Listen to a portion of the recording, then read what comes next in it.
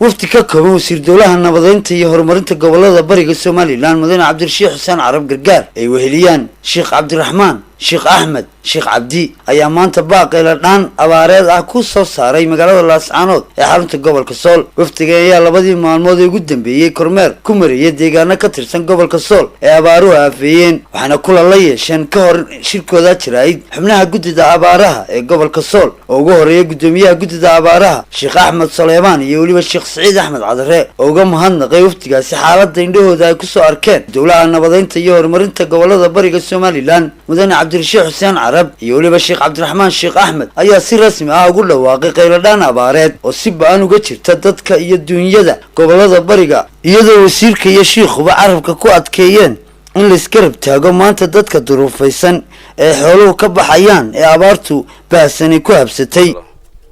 سيدنا محمد وصحبه وسلم السلام عليكم ورحمة الله وبركاته. waxaa dhameeyay sidii aan ku afar maalmood ka hor waxaan ka soo baxnay magaalada caasimadda Hargeysa waxaan ka koobnay wafdi xukuumadda iyo culimadii guddida abaaraha heer qaran waxaan kala baxnay 3 gobol ka mid tahay oo mushkiladda ugu badnayd Togdheer Sanaag iyo Sool saddexdii qaybood kala way maqayn waxa ballantahay caawa 3 maalmood aan hadda soo maqnayn waxaan halkan kula kulanay culimadii reer gobol iyo guddida abaaraha iyaguna dhaqdhaqaaq badan bay sameeyeen intii aanu joognay daraasadii warbixinta hore ay hayeen wixii ay soo arkeen waxa culimadu hadda sheegayeen iyo guddidu iyo arrimo kale oo ka badan talada waxay ku rursantay marka anaga iyo Sheekh Cabdiraxmaan oo ka socota guddidii dhexe heer qaran iyo xukuumadda caawa gobolka Togdheer baa la isugu iimaanaya bariin in xukuumaddu ka fadhiisato wixii waajibaad xukuumaddu qaadan lahayd qiyaas waa sidaa weeyay wixii baaqaha culimada gudbiyay waxaan filayaa in loogu horeysiyo gobolka waana maqlay dhaliisha ka imaanaysa odayaashii magaaladu sheegayaan gobolka ragii u dhaqa Togdheer oo kale waa soo marray aad bay u shaqeynayeen maamulka heer gobol iyo heer degmo iyaga xukuumadda u wakiilaha oo soo waramayay waa arkaan dabacsanaanta ka jirta gobolka maamulka hay'ad kastuu yahay inaanu wax badan ka jirin ay culimadii kaliya shaqeynayaan waa muuqata iyagana waxaan leeyahay wixii ka dawladana way shirkana wixii kalena fadhiga ka kaca baaq waa sida culimadu u soo gudbiyeen marxalad aad u adag oo xasaasi oo khatar ah dadkani marayaan wixii xukuumadii lahayd warbixintiina waanu sidna gurmadkeedina waan la noqonaynaa wixii shacabka iyo hay'adaha kale wixii islaami lahaayeen waxaan rajaynayaa baaqa culimadu idin soo gudbiyeen baa idin kaga filan aad iyo aad baad u mahadsantihiin assalaamu calaykum waraxmatullaahi wabarakaatuh xaalad adag baa ka jirta dalkan iyo gobolkan shalay safar dheer baanu galay dhul badan baanu soo maray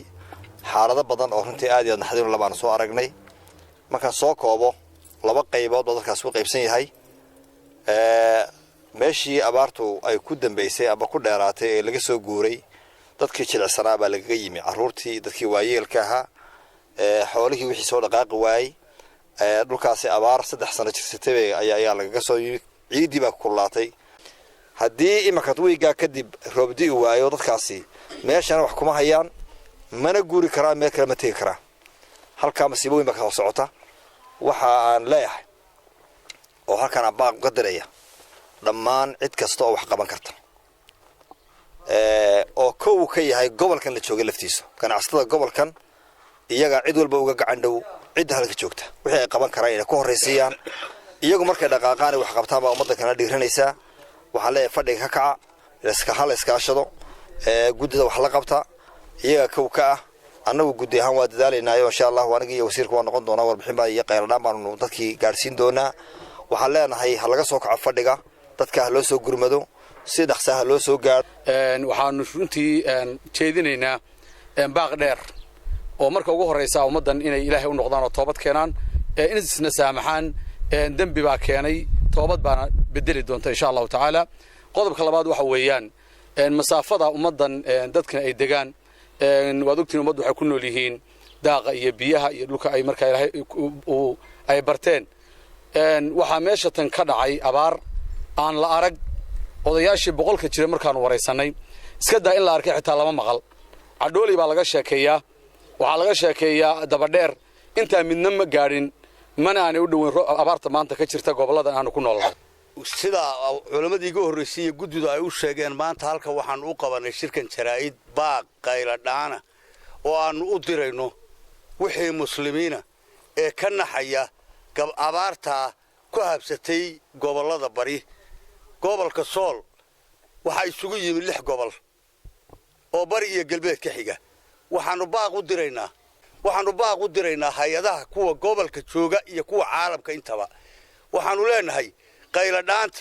iyo gurmadka hay-adaha gobolka jooga ee ka furan waa inay ugu horreeyaan. waftigii wasiirka uu hogaaminayay wasiir dowlaha nabadeynta iyo horumarinta gobolada bariga ee maalmihii u dambeeyayba ku sugnaa magaalada Laascaanood ee xarunta gobolka Sool iyo waliba